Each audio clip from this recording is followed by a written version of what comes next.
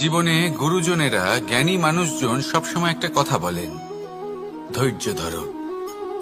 শুধুমাত্র দুটো শব্দ, কিন্তু কতটা বিশাল সেটা বোঝার চেষ্টা করুন। ছোট একটা অস্ত্র হাতে নিন এবং একটা বিশাল পর্বতে নিরন্তর প্রহার করতে থাকুন। ধৈর্য ধরে সেই কাজ করতে থাকুন।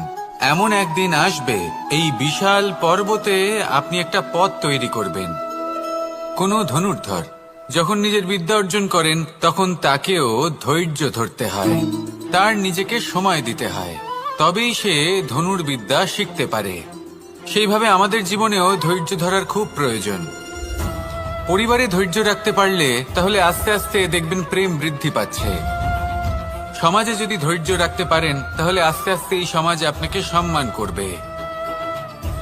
যদি নিজের জীবনে ধৈর্য রাখতে পারেন, তাহলে নিজে থেকেই আত্মবিশ্বাস বাড়বে, নিজের বিকাশ হবে। জীবনে সবই সম্ভব যদি ধৈর্য রাখতে পারেন। হয়তো আস্তে আস্তে হবে, কিন্তু হবে অবশ্যই। শুধু ধৈর্য রাখুন, কারণ ধৈর্যই সব থেকে বড় পুঁজি। আসুন আর আমার সাথে ভালোবেসে বলুন, রাধা রাধা। আমাদের জীবনে যখনই আমরা কোনো বড় দায়িত্বের সম্মুখীন হই, তখন আমরা তার থেকে দূরে পালাই, আর এই অজুহাত দিই যে না না, এত বেশি ভার বহন করার যোগ্যতা আমার নেই, আমি করতেই পারবো না। দেখুন, এই সংসারে ভিন্ন ভিন্ন ধরনের গাছ আছে, ছোট গাছ, বড় গাছ, কিন্তু বটগাছের মতো বড় এবং নিবিড় গাছ আর একটাও নেই। সে নিঃস্বার্থভাবে এই সংসারকে সেবা করে যায়, ছায়া প্রদান করে, শীতলতা প্রদান করে। আর যখন এমন সময় আসে যখন তার ওপর বোঝা অত্যন্ত বেড়ে যায়, সে কিন্তু কোনোভাবেই ভেঙে পড়ে না। তখন সে নিজের নিঃস্বার্থ কর্মের ফল লাভ করে, সেই নিঃস্বার্থ কর্ম যা সে করেছে। তার দেহ থেকে ছোট ছোট ঝুড়ি বার হয় এবং তা কাণ্ডের আকার ধারণ করে। সেই কাণ্ড মাটির কাছে পৌঁছয় এবং তারপর তা বটগাছের সহায়ক হয়ে ওঠে। সে ভেঙে পড়ে যায় না। এইভাবে আপনিও জীবনে নিঃস্বার্থভাবে সবার সেবা করুন, ভালোবাসুন, সবাইকে সাহায্য করুন। যেদিন আপনার ওপর বোঝা অত্যন্ত বেড়ে যাবে, সেদিন এই সব মানুষ আপনাকে সাহায্য করার জন্য আসবেন, আপনার শক্তি হয়ে উঠবেন, আর আপনি বটগাছের মতোই মহান এবং বিশাল হয়ে উঠবেন। আসুন আর আমার সাথে ভালোবেসে বলুন, রাধা রাধা। একটা শব্দ আছে, পরিস্থিতি। অনেক মানুষের মুখে আমরা এই শব্দ শুনি। জীবনে যখন অসফল হই, দুঃখ আসে, সংকট আসে, কোনো বিপদ ঘনিয়ে আসে, তখন সমস্ত দোষ আমরা পরিস্থিতির ওপর চাপিয়ে দিই। আর দেখতে গেলে কোথাও না কোথাও ঠিকই করি। এই পরিস্থিতি প্রত্যেক দিনের মতো পাল্টাতে থাকে, কিন্তু এই দিন, এই রাত, এমন কেউ আছেন যিনি এর উপরেও নিয়ন্ত্রণ সাধন করেন, আর তিনি হলেন সূর্য। ঠিক সেই রকমই আমাদের জীবনেও সূর্য হলো এই মন। যদি এই মনের উপর আমরা নিয়ন্ত্রণ করতে পারি, তাহলে আমরা এই মনের শক্তির বৃদ্ধি ঘটান, মহান হয়ে উঠুন, আর আমার সাথে ভালোবেসে বলুন, রাধা রাধা। খুব সুন্দর একটা কাহিনী আছে। একবার এক ব্যক্তি নিজের অসফলতার জন্য ত্রস্ত হয়ে সময় দেবতার তপস্যা করতে বসলেন। উনি তপস্যা করলেন এবং সময় দেবতা প্রসন্ন হলেন, মানুষের রূপ ধারণ করে ওনার সামনে প্রকট হলেন। এবার সেই ব্যক্তি ওনাকে জিজ্ঞেস করলেন যে কি এমন আছে যার জন্য আপনি বারবার জয়ী হন আর আমি চিরকাল পরাজিত হয়ে থাকি? কেন এত পরিশ্রম করা সত্ত্বেও আমি সাফল্য লাভ করতে পারি না? তখন সময় দেবতা উত্তর দিলেন যে দিন হোক বা রাত, ঝড় হোক বা ভূমিকম্প, রোদ হোক বা বৃষ্টি হোক, সময়ের সূত্রপাত হোক বা প্রলয়, আমি থামি না, আমি চলতেই থাকি। আর সেই জন্য যিনি থেমে যান তিনি পরাজিত হন আর আমি জয়ী হই। এটাই আমাদের শিখতে হবে। জীবনে সবসময় চলতে থাকুন, কখনো থামবেন না। হ্যাঁ, কিছুক্ষণের জন্য বিরতি নিতে পারেন, বিশ্রাম করার জন্য, নিজেকে আরো সশক্ত করে তোলার জন্য, কিন্তু থেমে যাবেন না। নিরন্তর কর্ম করতে থাকুন, পরিশ্রম করতে থাকুন, তবেই এই সংসার আপনাকে মনে রাখবে। আসুন আমার সাথে ভালোবেসে বলুন, রাধা রাধা। মানুষ তার জীবনে দুই ধরনের পরিস্থিতিকে খুব ভয় পায়। এক, কোনো কারণবশত কারোর সামনে নত হওয়া। দুই, কোনো কারণে নিজের চরিত্র থেকে, নিজের মূল্যবোধ থেকে বিচ্যুত হওয়া। এবার কেন হয় এরকম যে কথায় কথায় কারোর সামনে নত হতে হয়? কেন বারংবার নিজের চরিত্র থেকে চ্যুত হতে হয়? এরকম কেন হয়? এটা তখনই হয় যখন আমাদের শিক্ষা এবং মূল্যবোধের অভাব থাকে। যদি মানুষের মধ্যে প্রকৃত শিক্ষা থাকে, তাহলে এই সংসারে কোনো সময় এবং কারোর সামনেই নত হওয়ার কোনো প্রয়োজন নেই। যদি মানুষের মধ্যে মূল্যবোধ থাকে, তাহলে তাকে নিজের মূল্যবোধ বা চরিত্র থেকে বিচ্যুত হতে হয় না, তা সে যাই হয়ে যাক না কেন। কোনো বালককে যদি জন্ম থেকেই সুশিক্ষার অধিকারী করা হয়, শিক্ষিত করা হয়, মূল্যবোধের অধিকারী করা হয়, তবে সে এই সংসারে এমন কর্ম করবে যাতে সে নিজেকে, নিজের পরিবারকে, সমগ্র সমাজকে গর্বিত করতে পারে। শিক্ষা লাভ করুন, মূল্যবোধ লাভ করুন এবং আমার সাথে ভালোবেসে বলুন, রাধা রাধা। আমাদের সকলের জীবনে একটা লক্ষ্য থাকে যেটা আমরা লাভ করতে চাই। ঠিক যেন একটা প্রতিস্পর্ধা বিদ্যমান যে কে সব থেকে আগে নিজের লক্ষ্যে পৌঁছতে পারবে। আর সেই জন্য আমরা সকলেই খুব তাড়াতাড়ি এগোতে চেষ্টা করি, বড় এবং দীর্ঘ পদক্ষেপ ফেলি যাতে তাড়াতাড়ি নিজের লক্ষ্যে পৌঁছতে পারি। কিন্তু এক অত্যন্ত গুরুত্বপূর্ণ বিষয় আছে, সবসময় লক্ষ্য সামনে থাকবে না, কখনো কখনো তা খুঁজতে হয়। এই যাত্রা খুব কঠিন হতে পারে। আর ঠিক এই কারণেই সবসময় দ্রুত গতিতে চলা বা তাড়াতাড়ি পথে চলা সেটা আবশ্যক নয়। তার থেকেও বেশি গুরুত্বপূর্ণ হলো ভেবেচিন্তে তারপর পথ চলা। যদি ভেবেচিন্তে পদক্ষেপ ফেলেন, চলতে পারেন, তাহলে সেটাই সর্বশ্রেষ্ঠ পদক্ষেপ। কখন কোন দিকে যেতে হবে, কখন কোথায় দিক পাল্টানো যাবে না, কখন গতি বেশি রাখতে হবে, কখন কম, কখন থামবো, কখন চলবো, এই সব কিছুর বিষয়ে জ্ঞান অত্যন্ত গুরুত্বপূর্ণ এবং ভেবে চিন্তে চলতেই হবে। সেই জন্য শুধু তীব্র গতিতে সামনে এগোলে চলবে না, ভাবনা চিন্তা করে এগোতে হবে। আসুন আমার সাথে ভালোবেসে বলুন, রাধা রাধা। পায়েস হলো আমার বিশেষ প্রিয়। এর মধুর স্বাদ মনকে প্রফুল্ল করে তোলে। ছোটবেলায় মা আমার জন্য পায়েস বানাতেন এবং আমাকে বলতেন যে গরম থাকতে থাকতে খেয়ে নে কানাই, ঠান্ডা হয়ে গেলে ভালো লাগবে না। কিন্তু আমিও দুষ্টু ছিলাম, ঠান্ডা হওয়া পর্যন্ত অপেক্ষা করতাম। আর ঠান্ডা হয়ে যাবার পরে মার কাছে যেতাম আর ওনাকে বলতাম যে মা, পায়েস তো ঠান্ডা হয়ে গেছে, এটা গরম করে দিন। তখন মা হাসতেন আর বলতেন যে পায়েস না হয় আমি আবার গরম করে দেব কানাই, কিন্তু এর মধুর স্বাদ, সেই মিষ্টত্ব, সেই সুবাস, সেটা আবার ফিরে আসবে না। কথাটা সত্যি। আর এই সত্যটাই আমাদেরও জীবনের সত্য। আমাদের জীবনের মধুর সম্পর্কগুলি, এতে যখন কটুভাব প্রবেশ করে তখন সেই মিষ্টত্ব ফিরিয়ে আনা প্রায় অসম্ভব ব্যাপার হয়ে যায়।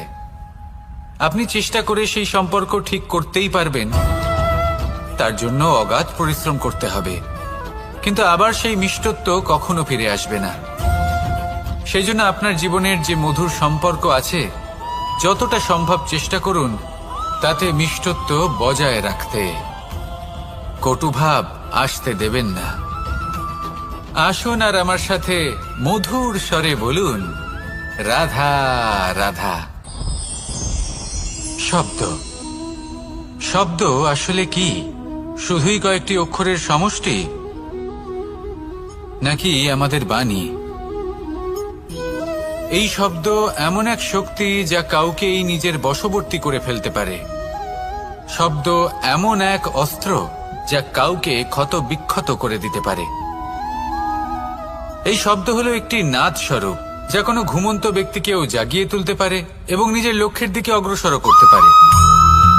শব্দে এত শক্তি আছে যে কারোর মনে এতটা আঘাত দিতে পারে যে সে হয়তো জীবনে আর কখনো এগোতেই পারল না। তাহলে এই শব্দের প্রয়োগ খুব ভেবে চিন্তে করবেন। এবং এই শব্দের মতোই হলো নীরবতা। অনেক সময় এই নীরবতা আমাদের সহায়ক হয়ে ওঠে। অনেক সময় এটা আমাদের অনুশোচনাকে অনেক বেশি বাড়িয়ে তুলতে পারে। ভীষ্ম পিতামহ, অঙ্গরাজ কর্ণ যখন দ্রৌপদীর বস্ত্রহরণ হচ্ছিল তখন এনারা নীরব ছিলেন। দুর্যোধনের বিরোধিতা করেননি, ওকে বাধা দেননি। আর তারপর কি হলো সেটা আপনারা সকলে জানেন। দেখতে গেলে নীরবতা চুপ করে থাকা, কিন্তু যদি কোনো দুষ্টের সামনে চুপ করে থাকেন, যদি তার বিরোধিতা না করতে পারেন, তাহলে এই নীরবতাই অনেক বড় পাপের আকার ধারণ করে। মনে রাখবেন আর আমার সাথে ভালোবেসে বলবেন, রাধা রাধা। আভূষণ, কার না ভালো লাগে এই আভূষণ?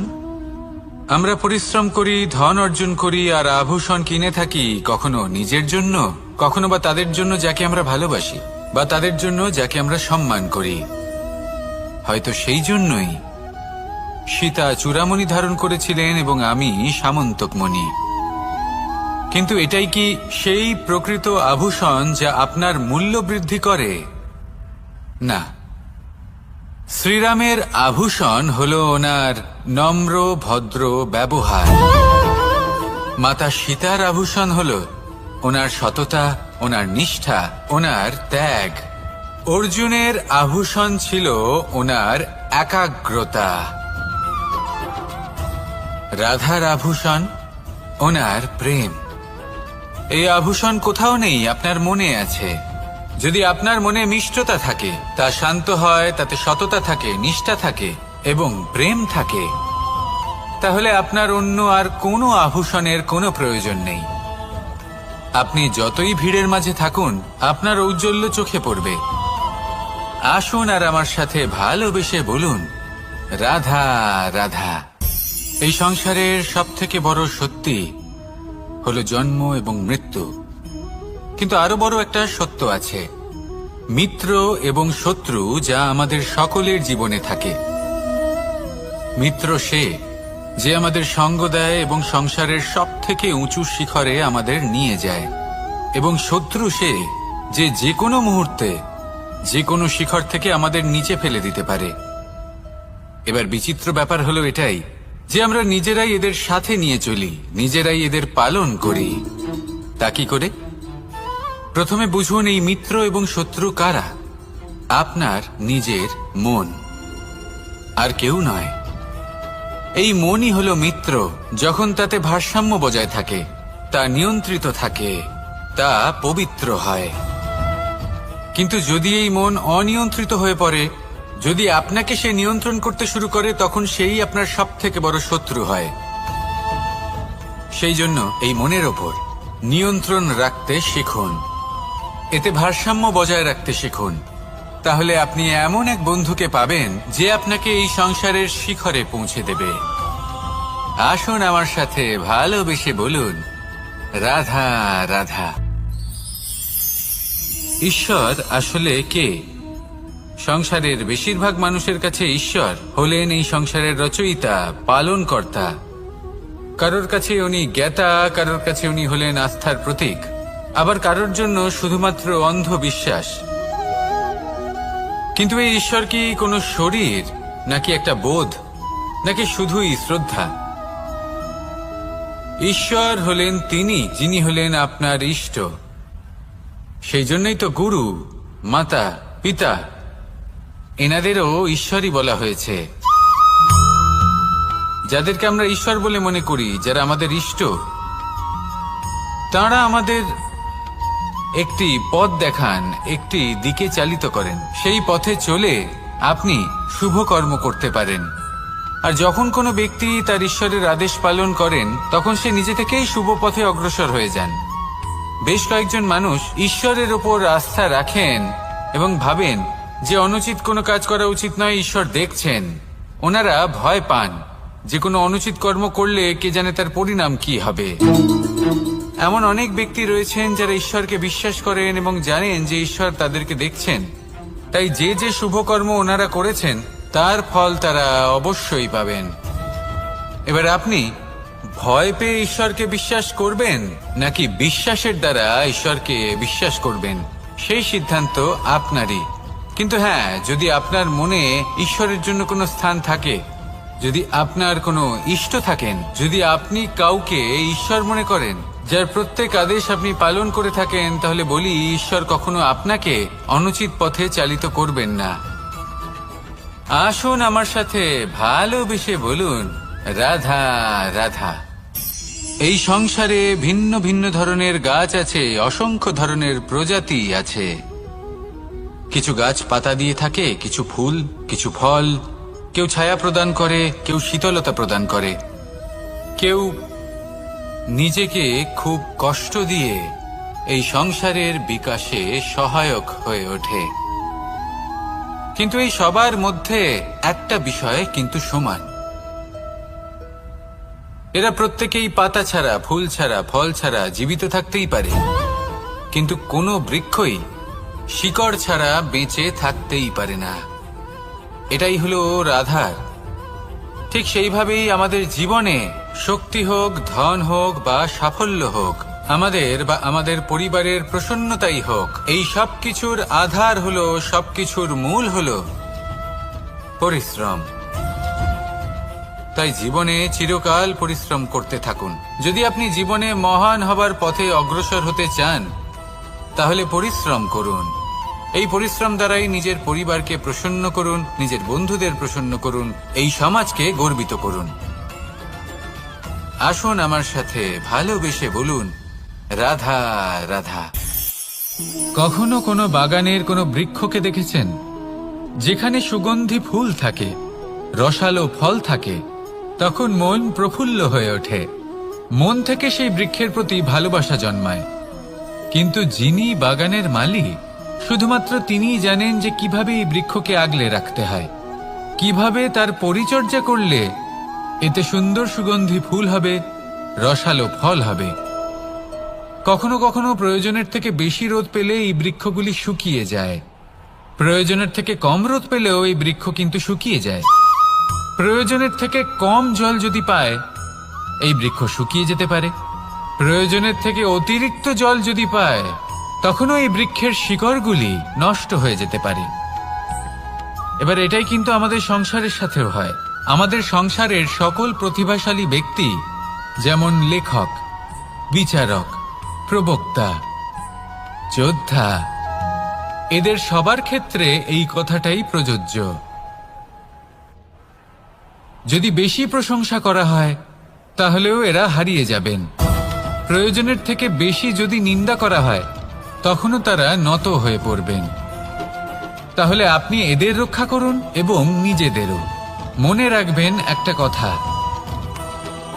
জেনে রাখুন কখন কোন নিন্দায় আপনি লজ্জিত হবেন না, আর কখন কোন প্রশংসার দ্বারা নিজের মধ্যে অহংবোধ জাগ্রত করবেন না। এই মন সুপ্রসন্ন হয়ে বলবে, রাধা রাধা। যদি আমি কোনো বনে যাই, কোনো নির্জন বনে, সেই বনের বিষয়ে, সেই পথের বিষয়ে, গাছপালার বিষয়ে, পশুপক্ষীর বিষয়ে আমার যদি কোনো জ্ঞান না থাকে, সেই বনের ক্ষুদ্র থেকে ক্ষুদ্রতর অংশের বিষয়ে যদি আমার কোনো জ্ঞান না থাকে, তাহলে হতেই পারে সেই বনে কোথাও আমি হারিয়ে যাব। হয়তো এমনভাবে হারিয়ে যাব, কোনোদিনও বাইরেই বেরোতে পারবো না। তাই সেই বনের বিষয়ে জ্ঞান লাভ করা আবশ্যক। এটাই হলো শিক্ষা। জীবনে বেশিরভাগ মানুষই কেন অসফল হন? ওনারা একটা লক্ষ্য স্থির করেন, কিন্তু সেই পথের বিষয়ে তারা পর্যাপ্ত জ্ঞান অর্জন করেন না। সেই পথে কি বিপদ আসতে পারে প্রত্যেকটা পৃষ্ঠার জ্ঞান তাদের নেই, আর সেই জন্যই তারা অসফল হন। আপনি জীবনে যখনই কোনো লক্ষ্য স্থির করবেন, কোনো লক্ষ্য সাধন করবেন, পরিকল্পনার সাথে সেই পথে অগ্রসর হন। সেই পথকে বোঝার চেষ্টা করুন, সেই পথের বিপদ সম্পর্কে জ্ঞান লাভ করুন, সবকিছু জানার চেষ্টা করুন, অজানা তথ্য আহরণ করুন, আর তারপর সেই লক্ষ্যের প্রতি নিজেকে সমর্পিত করুন। তবেই আপনি সাফল্য লাভ করবেন, আর এই মন প্রসন্ন হয়ে বলবে, রাধা রাধা। আপনি নিশ্চয়ই কখনো অনুভব করেছেন, যদি কোনো নির্মল ব্যক্তির কাছে গিয়ে বসেন, তাহলে মনে নির্মল অনুভূতি হয়, এই মন শান্ত হয়ে যায়। সেইখানেই কোনো দুশ্চরিত্র মানুষের কাছে গিয়ে বসলে এই মন বিচলিত হয়ে যায়। কারণটা কি? কারণ যে ব্যক্তি নির্মল মনের, তিনি সবার মধ্যে নির্মলতা ছড়িয়ে দেন। আমাদের অন্তরে যা থাকে আমরা সেটাই সবার মধ্যে বিতরণ করি। যদি আপনি এই সংসারে শুভ বোধ ছড়িয়ে দিতে চান, তাহলে প্রথমে শুভ গ্রহণ করুন, তা অর্জন করুন। এই সংসারে জ্ঞানের শক্তি লাভ করুন, আর সেই জ্ঞানের শক্তি সংসারে বিতরণ করুন। শান্তি এবং সন্তোষ প্রদান করুন, কারণ যেমন বীজ এই সংসারে বপন করবেন, তেমনই ফল আপনি লাভ করবেন। যেমন দেবেন তেমন ফিরেও পাবেন।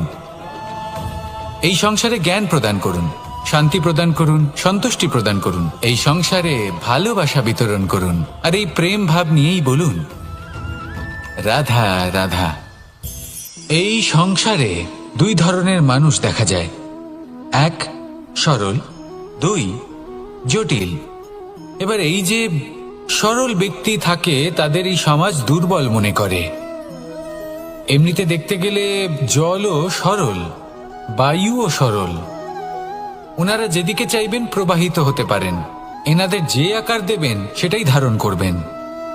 কিন্তু এরা বাস্তব রূপ ধারণ করলে তখন কি হয়? এই জল এমন এক ধারায় পরিণত হয় যে অনেক বড় বড় পাথরকে খণ্ডিত করে দিতে পারে। এই বায়ু এমন এক চক্রবাতে পরিণত হয় যা সংসারে বিনাশ ডেকে আনে।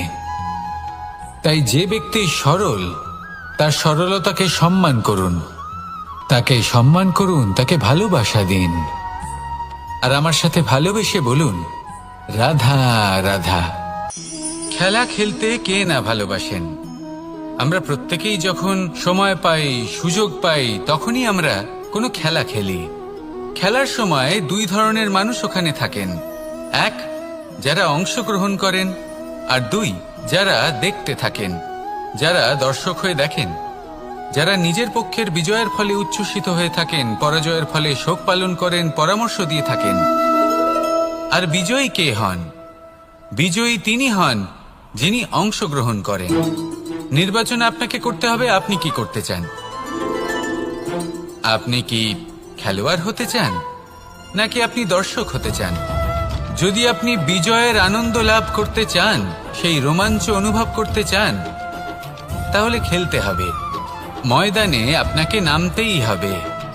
পরাজয়ের সম্ভাবনার ভয়ের সাথে আপনাকে লড়াই করতেই হবে। বিপক্ষের আহ্বানকে স্বীকার করতেই হবে, খেলোয়াড় হয়ে উঠতে হবে। তবেই এই বিজয়ের সম্ভাবনা থাকবে। আসলে কি, দর্শক হয়ে পরামর্শ দেওয়া অত্যন্ত সহজ, ময়দানে নেমে অংশগ্রহণ করা অত্যন্ত কঠিন। আর এখানে যেটা সহজ, তা আপনাকে বিজয়ের পথে কখনোই নিয়ে যাবে না। আসুন আমার সাথে ভালোবেসে বলুন রাধা রাধা। এই সংসারে মানুষ জন্মগ্রহণ করেন, বড় হতে থাকেন, পুরুষার্থ লাভ করেন, অর্জন করেন। অর্জন করা আসলে কি? বেশিরভাগ মানুষ বলেন অর্জন করা অর্থাৎ ধন সম্পত্তি অর্জন করা। আর কি অর্জন করা যায়? আর কি লাভ করা যায়? আসল প্রশ্ন হলো এটাই যে কি এমন আছে যা বাস্তব রূপে অর্জন করার যোগ্য। তা হলো ব্যবহার, জ্ঞান এবং সন্তোষ। কেন? কারণ আপনি যখন এই সংসার ছেড়ে চলে যাবেন, তখন আপনার ধন সম্পত্তি আপনাকে বিদায় জানাতে আসবে না। আপনাকে বিদায় জানাতে আসবে আপনার আপনজন, যাদের সাথে আপনার সুসম্পর্ক ছিল। সমগ্র সংসারে সহস্র মানুষ ধন অর্জন করে থাকেন। শ্রেষ্ঠ মানুষ হলেন তিনি যিনি ব্যবহার, জ্ঞান এবং সন্তোষ অর্জন করে থাকেন, একে সকলের মধ্যে বিতরণ করেন। তাই এটাই করুন, আর আমার সাথে ভালোবেসে বলুন রাধা রাধা। এই সংসারের আরম্ভ থেকে এখনো পর্যন্ত এবং ভবিষ্যতেও একটা যুদ্ধ আছে যা হয়ে চলেছে, চলতেই থাকবে। পাপ এবং পুণ্যের মধ্যে যুদ্ধ, সত্য এবং অসত্যের মধ্যে যুদ্ধ। এই যুদ্ধ চলেই আসছে, আর এই যুদ্ধে যারা লড়েন তাদের আমরা সবসময় জয় জয়কার করি। আর যারা এই জয় জয়কার করেন তাদের প্রত্যেকের একটা বিশেষ গুরুত্ব থাকে।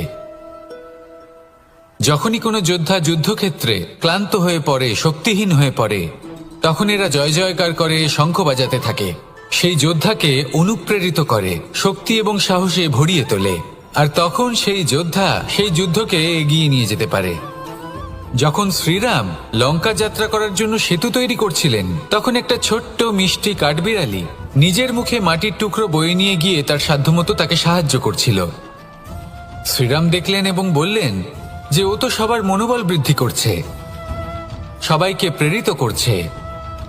ও বলল যে আমি এত ছোট হয়েও যদি এই কাজ করতে পারি, তাহলে আপনারা সবাই কেন পারবেন না? এটাই হলো সেই সকলের মাহাত্ম্য, যারা জয় জয়কার করেন, অনুপ্রেরিত করেন, সাহস যোগান। ওনারা সেই ব্যক্তি যারা একজন যোদ্ধার মধ্যে যুদ্ধকে জয় করার শক্তি প্রদান করেন। আসুন আমার সাথে ভালোবেসে বলুন, রাধা রাধা। সংসারে আমাদের জীবনে যখন কোনো সুখ বা দুঃখ আসে, তার জন্য আমরা কাউকে না কাউকে অবশ্যই দায়ী করে থাকি, তাই না? এই ব্যক্তি আমাদের সাথে এরকম কাজ করেছেন, তাই আমার সাথে এমন হলো। ওই ব্যক্তি যদি এমনটা না করতেন, তাহলে আজ আমি ওই স্থানে পৌঁছতে পারতাম। সবই আপনার দৃষ্টিভঙ্গির ওপর নির্ভরশীল, আর যদি আপনার দৃষ্টিভঙ্গি এমন হয়, তাহলে তা অনুচিত। সত্যি কথা বলতে, এই সংসারে ভিন্ন ভিন্ন ধরনের মানুষ আছে। এটা আপনার ওপর নির্ভর করছে কিভাবে তাদের স্বাগত জানাবেন। একবার ভাবুন, আমি আমার দুটো হাত সামনে নিয়ে এলাম, দুটো মুঠো খুলে দিলাম। দুই প্রকারের মানুষ আসবেন, কিছু না কিছু দিয়ে যাবেন। এই মুঠো যদি আমি বন্ধ করে দিই, তাহলে না কেউ আমাকে কিছু দিতে পারবে, না আমার কিছু যাবে আসবে। নিশ্চয়ই বুঝতে পারছেন এই দুই ধরনের ব্যক্তি কারা এবং তারা কি দিয়ে যান। আমি যদি নিজের মুঠো খুলে দিই, তাহলে কিছু ভালো মানুষ আসবেন, আমাকে আনন্দ, সন্তুষ্টি, জ্ঞান প্রদান করে যাবেন, ভালো অভিজ্ঞতা দিয়ে যাবেন। কোনো খারাপ ব্যক্তি যদি আসেন, তাহলে তিনিও খারাপ অভিজ্ঞতা দেবেন, যার থেকে আমি শিক্ষা লাভ করব। এই সব কিছু আমি লাভ করতে পারি। মুঠো যদি বন্ধ করে রাখি, তাহলে আমি কিছুই পাবো না। দেখুন, এই সংসারে প্রত্যেকের জীবনে এইরকম। প্রত্যেকের জীবনে সবকিছুই আছে, ভালো খারাপ দুই মানুষই আছে। ভালো অভিজ্ঞতা আছে, খারাপ অভিজ্ঞতা আছে। নির্ভর করছে আপনার উপর যে আপনি কি করবেন। এনাদের স্বাগত কিভাবে জানাবেন, কার থেকে কি বুঝবেন, কি শিখতে পারবেন, আর কোন দৃষ্টিভঙ্গি নিয়ে অগ্রসর হবেন। এটাই নির্ধারণ করবে যে আপনার জীবন কেমন হবে। আসুন আমার সাথে ভালোবেসে বলুন, রাধা রাধা। এটা হলো একটা সাদা পাতা। এবার এতে আমি যাই লিখব, সেটাই এর অস্তিত্ব হবে। এতে আমি প্রেমের কিছু কথা লিখে একে প্রেমপত্র বানিয়ে তুলতে পারি। মাতা পিতার জন্য একটা শুভ সংবাদ লিখতে পারি। শত্রুর বিষয়ে সতর্ক করব বলে সেনাকে একটা সংবাদ লিখতে পারি। দ্বারকাবাসীর জন্য কোনো সংবাদ পাঠাতে পারি। যাই লিখব, এই পত্র সেটাই হয়ে উঠবে। সেই রকমই হলো আমাদের জীবন। আমরা যেমন কর্ম আমরা করব, আমাদের অস্তিত্ব এবং ব্যক্তিত্ব ঠিক তেমনই হয়ে উঠবে। যদি আপনি একটা অসাধারণ, উজ্জ্বল এবং সম্মানজনক জীবনযাপন করতে চান, তাহলে তার একটা রহস্য আপনাকে বলি। যেমন কথন হবে, কর্ম তেমন হবে। অর্থাৎ যতটুকু বলেছেন ততটুকুই করুন, আর যতটুকু করেছেন ততটুকুই বলুন। এই একটা নিয়ম যদি আপনারা পালন করেন, তাহলে এই সংসারের সমস্ত পণ্ডিত আপনাকে অবশ্যই সম্মান করবেন। তাহলে এটাই করুন আর আমার সাথে ভালোবেসে বলুন, রাধা রাধা। কখনো কোনো পাখিকে দেখেছেন? যখন সে প্রথমবার উড়তে চেষ্টা করে, সে বাসা থেকে মাটিতে পড়ে যায়, কিন্তু সে হার মানে না। চেষ্টা করতে থাকে, করতেই থাকে, ডানা ঝাপটাতে থাকে, আর তারপর সে উড়তে শেখে। গোল শালগ্রাম শিলাকে দেখুন, পর্বত থেকে খসে পড়ে, ধাক্কা খায়, জলের প্রবাহ দ্বারা ঘর্ষিত হয়, তারপরে তা শালগ্রামে পরিণত হয়। ভেবে দেখুন, যদি কোনো পাখি প্রথমবার উড়তে গিয়ে এটা ভাবে যে না না, যদি আমি পড়ে যাই তবে, আমার যদি আঘাত লাগে তবে, আর যদি ভয়ের কারণে সে শুরুই না করতে পারে, চেষ্টাই না করে, তাহলে কি সে উড়তে শিখবে? কখনোই নয়। এটাই আমাদের শিখতে হবে, প্রারম্ভ করতে হবে। তা অত্যন্ত গুরুত্বপূর্ণ। যখন আমরা কিছু শুরু করি তখন ভয় করে, কিন্তু যদি এটা না করেন, জীবনে কখনো সামনে এগোতেই পারবেন না। হতেই পারে প্রারম্ভ করার পরে আপনি পড়ে যাবেন, বারবার নিচে পড়ে যাবেন।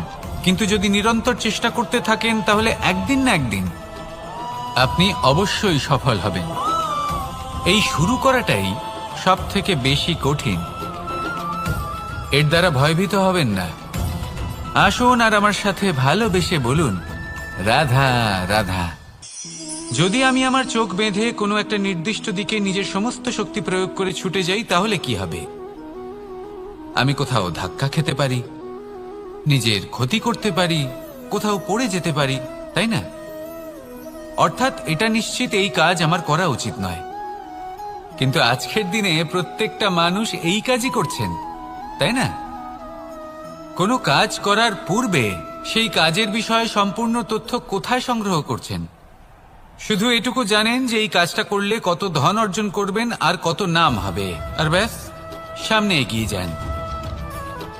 এটা উচিত নয়। পূর্ণরূপে যে কোনো কাজ করার আগেই সেই কাজের বিশ্লেষণ করে নেওয়া উচিত, তা বুঝে নেওয়া উচিত এবং সেই বিষয়ে অবশ্যই খেয়াল রাখা উচিত যে আপনার শরীর এবং আপনার মন এই কাজ করার জন্য কি প্রস্তুত রয়েছে। যদি তা না হয় তাহলে প্রথমে নিজেকে শুধরে নিন, তারপরে সেই কাজ করুন। যদি এইভাবে জীবনে সামনে এগোন তাহলে সাফল্যের সম্ভাবনা জীবনে অনেক বেশি বেড়ে যাবে। তাহলে এটাই করুন আর আমার সাথে ভালোবেসে বলুন, রাধা রাধা। এই সংসারের সব থেকে বড় যোদ্ধা কে? কেউ বলবেন অর্জুন, কেউ বলবেন ভীম, কেউ বলবেন হনুমান আদি ইত্যাদি। কিন্তু এই সংসারের সব থেকে বড় যোদ্ধা আপনার মনের ভেতরে আছে, আপনার মনের মধ্যে আছে। সেই ব্যক্তি সব থেকে উঁচুতে পৌঁছতে পারেন যিনি নিজের অন্তরের খামতি বুঝতে পারেন, নিজের দোষ বুঝতে পারেন, তার সাথে লড়াই করেন এবং তার উপর বিজয় লাভ করেন। যে ব্যক্তি এটা শিখতে পারেন, যে ব্যক্তি এটার উপর জয়লাভ করতে পারেন, তিনি হলেন সব থেকে বেশি শক্তিশালী, সব থেকে বেশি বীর এবং সব থেকে বেশি পরাক্রমী ব্যক্তি। আমরা সকলে এই সংসারকে পাল্টাতে চাই। তার জন্য প্রথম পদক্ষেপ আপনাকে নিতে হবে, নিজেকে দোষমুক্ত করতে হবে। যদি মানুষ নিজের অন্তরের দোষ বুঝতে পারেন এবং নিজেকে দোষমুক্ত করতে পারেন তাহলে এই সংসার নিজে থেকেই দোষমুক্ত হয়ে যাবে, তাই না? তাহলে নিজেকে দোষমুক্ত করুন আর আমার সাথে ভালোবেসে বলুন, রাধা রাধা।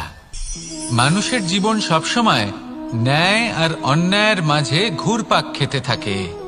প্রত্যেক মানুষের মনে হয় কোথাও না কোথাও তার সাথে অন্যায় হচ্ছে। কেউ বলেন যে ভাগ্য আমার সাথে অন্যায় করেছে, কেউ আবার বলেন এই সংসার আমার সাথে অন্যায় করেছে। আর প্রত্যেকেই ন্যায় বিচার চাইতে বৈঠক দাবি করে বসেন। কখনো এই বিচার গৃহে যান, আবার কখনো ওই বিচার গৃহে। যদি সত্যি কথা বলি, এই সংসারের সব থেকে বড় বিচার গৃহ আপনার কাছেই রয়েছে, আপনার মন। আপনার মনই হলো সব থেকে বড় বিচার গৃহ। এ খুব ভালো করেই জানে কি শুদ্ধ আবার কি অশুদ্ধ, এর শুভ অশুভর জ্ঞান রয়েছে, এ সব জানে।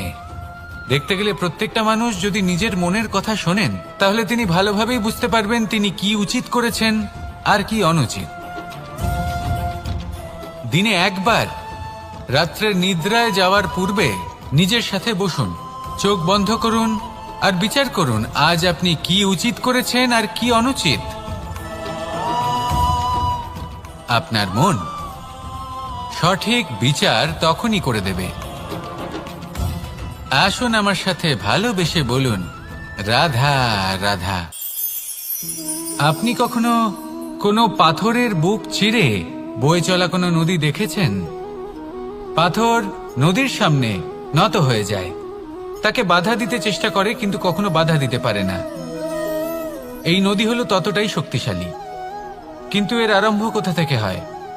দূরে কোথাও কোনো পর্বতের চূড়াতে এক বিন্দু জল ঝরে পড়ে আর তার সাথে হিম গলিয়ে দেয়। তারপর জলের শক্তি বৃদ্ধি পায়, তারপর অনেক বিপদের সম্মুখীন হয় আর অনেক ধরনের বাধা সে অতিক্রম করে। তার শক্তির এতটাই বৃদ্ধি হয় যে তাকে বাধা দেওয়া একেবারেই অসম্ভব ব্যাপার হয়ে যায়। দেখুন, নদী তো মহান বটেই, কিন্তু তাকে মহান করে তুলেছে কে? সেই সকল বিপদ যার থেকে ও কখনো পালায়নি। সেইভাবেই আমাদেরও বিপদ থেকে পালিয়ে গেলে হবে না, তার সম্মুখীন হতে হবে সাহসের সাথে, পূর্ণ শক্তি প্রয়োগ করে। তবেই আমরা শিখতে পারবো, তবেই আমরা সামনে এগোতে পারবো। যদি আপনি জীবনে কুন্দন হয়ে উঠতে চান, তাহলে জ্বলন সহ্য করতেই হবে। আসুন আমার সাথে ভালোবেসে বলুন, রাধা রাধা। এ হলো গোলাপ ফুল। একে আমরা সকলেই চিনি। সমগ্র সংসার ভালোবাসে এই পুষ্পকে। এই ফুল দেখতেও সুন্দর। সবথেকে বেশি গুরুত্বপূর্ণ কথা হলো এর সুগন্ধ, যা দূর দূরান্ত থেকে ব্যক্তিদেরকে আকৃষ্ট করে। এই সুন্দর পুষ্প একটু মন দিয়ে দেখলেই দেখা যায় এর নিচে কাঁটা রয়েছে। এই সংসার বলে, এ প্রকৃতির কেমন রচনা, এত কোমল পুষ্প, এটা কি তীক্ষ্ণ কাঁটা সহ প্রস্ফুটিত হয়? এটাই হলো জীবনের সত্য। আমাদের অন্তরের সদ্গুণ, সেগুলিও এই ফুলের মতোই সুন্দর। সংসার এর সৌন্দর্য দেখতে পায়, এর সুগন্ধ চতুর্দিকে ছড়িয়ে পড়ে। কিন্তু এই সদ্গুণ জাগ্রত করে তোলার জন্য কঠোর পরিশ্রম করতে হয়, প্রতিনিয়ত চেষ্টা করে যেতে হয়। তাই জন্য যদি আপনি জানেন আপনার পথ উচিত, কিন্তু তা কাঁটায় পরিপূর্ণ, তাহলে থামবেন না, চলতে থাকুন। একবার যদি অন্তরের সদ্গুণ জাগ্রত হয়, তাহলে এই সংসার এর সৌন্দর্য দেখবে আর সুগন্ধে আকর্ষিত হয়ে আপনার কাছে আসবে। এই মন, এই জীবন প্রসন্ন হয়ে বলবে, রাধা রাধা। মোহনের বাঁশির এই সুর, এই সঙ্গীত কার না পছন্দ হয়? সবারই খুব ভালো লাগে। এবার এই সুর আসে কোথা থেকে? কেউ বলবেন কৃষ্ণের হৃদয় থেকে। সত্য কথা, এই সুর হৃদয় থেকে নির্গত হয় এবং প্রকট হয় এই বাঁশি থেকে। এই বাঁশিটাকে দেখুন, এই ছিদ্রগুলি দেখুন। প্রত্যেকটা সুর থেকে নিজস্ব একটা স্বর নির্গত হয়। এবার যে ব্যক্তি এই সমস্ত সুর এবং স্বর বুঝতে পারেন, এতে নিপুণ, তিনি এই বাঁশির দ্বারা যে সুর নির্গত করবেন, তা তো মধুর অবশ্যই হবে। এবার জীবনের সাথেও কিছুটা এরকমই ঘটে। জীবনের কিছু নীতি থাকে, অর্থ, কুটুম্ব এবং আধ্যাত্মিক। যদি জীবনের প্রত্যেকটা মুহূর্ত সুখময় হয় এরকম আপনি চান, তাহলে এই তিনটি নীতিতে আপনাকে নিপুণ হতে হবে। কোনো একটি বিশেষ নীতির প্রতি যদি আপনি বেশি ঝুঁকে পড়েন, তাহলে বাকি দুই নীতি থেকে যা সুখ লাভ করা সম্ভব তা পারবেন না। ধন অর্জন করতে হবে পরিবারের জন্য, পরিবারের সুখ মনের শান্তির জন্য, মনে শান্তির প্রয়োজন মনের শুদ্ধতার জন্য। যখন এই মন শুদ্ধ হবে, জীবন শুদ্ধ হবে, পবিত্র হবে, সুন্দর হবে এবং ভালোবেসে বলবে, রাধা রাধা। জল, এ হলো জীবনের আধার, পঞ্চতত্ত্বের মধ্যে একটি, আর অত্যন্ত বিশেষ। এর থেকে অনেক বড় শিক্ষা পাওয়া যায়। এই জল, গন্তব্যের বিষয়ে এর স্পষ্ট ধারণা আছে। ও জানে ওর লক্ষ্য কি, আর প্রয়াস করে ততদূর সে পৌঁছেও যায়। এটি পর্বত থেকে বয়ে নিচে নেমে আসে, নদীর সাথে সমাহিত হয়ে তার সাথে বয়ে চলে, চিরসবুজ বনানী গড়ে তোলে, প্রাণীদের তৃষ্ণা নিবারণ করে, সামনে এগিয়ে চলে, মানুষের সাথে মিলিত হয়। যারা একে বাঁধের মধ্যে বেঁধে রাখতে চেষ্টা করে, সে বন্দি দশাতেও থেকে যায়, মানুষের কল্যাণ করে। তারপর বাঁধ থেকে মুক্তি পেয়ে এগিয়ে চলে, কোথাও ধাক্কা খায়, কোথাও বাধা পড়ে, কোথাও যদি পথ খুঁজে না পায়, তাহলে পথ খুঁজেই নেয়, আর যেখানে পথ থাকে না সেখানে পথ বানিয়ে নেয়, আর শেষ পর্যন্ত নিজের লক্ষ্যে পৌঁছেই যায়, অর্থাৎ সমুদ্রে গিয়ে সমাহিত হয়ে যায়। আমাদেরও কিছুটা এরকমই হয়ে উঠতে হবে। যেখানেই যাবেন সকলের কল্যাণ করুন, সামনে এগোন। আপনি কোথাও পড়ে গেলে, ধাক্কা খেলে আঘাত লাগবেই, উত্থান পতন লেগেই থাকে। সামনে এগোতে থাকুন। কোথাও পথ না পেলে তা খুঁজে নিন, কোথাও পথ না থাকলে তা বানিয়ে নিন। নিজের গন্তব্যের কথা সব সময় মনে রাখুন। শেষ পর্যন্ত নিজের মোক্ষ লাভ আপনি অবশ্যই করবেন। আর আমার সাথে ভালোবেসে বলুন, রাধা রাধা। জীবনের প্রত্যেক মুহূর্ত আমাদের কিছু না কিছু শিক্ষা দেয়, নির্ভর করছে আমাদের দৃষ্টিভঙ্গির উপর। যেমন নদী হলো আমার অত্যন্ত প্রিয়। নদীতে ভ্রমণ করতে আমার খুব ভালো লাগে। কি বলেন? নদীতে সবসময় নতুন কিছু থাকে, ও পুরনো কিছুই নিয়ে বসে থাকে না। সব সময় প্রবাহমান, কখনো থামে না। ততক্ষণ থামে না যতক্ষণ না সাগরে গিয়ে সমাহিত হচ্ছে। ঠিক এইভাবেই আমাদেরও উচিত নিজের জীবন অতিবাহিত করা, নদীর মতো। প্রত্যেক মুহূর্ত নতুন, তাই সেইভাবেই জীবন যাপন করুন। পুরনো কিছুই একত্রিত করে রাখবেন না, বিগত স্মৃতির মাঝে নিজেকে হারিয়ে ফেলবেন না। এই যে বর্তমান, এই যে মুহূর্ত, সেটাই হলো সর্বশ্রেষ্ঠ। এর মাঝেই জীবন যাপন করুন। নদীর মতো প্রবাহমান হতে শিখুন। আপনি শিখে গেলে তাহলে মনে রাখবেন, আমার আপনার মাঝে বিচরণ করতে বড়ই ভালো লাগবে। যে ব্যক্তি আনন্দের সাথে জীবনের প্রত্যেকটা মুহূর্ত অতিবাহিত করে কোনো চিন্তা ছাড়াই, প্রবাহমান হয়, কখনোই থামে না, যতক্ষণ না মুক্তি লাভ করছেন, এমন ব্যক্তির মধ্যেই রাধাকৃষ্ণ বসবাস করেন। তাহলে আসুন আমার সাথে ভালোবেসে বলুন, রাধা রাধা।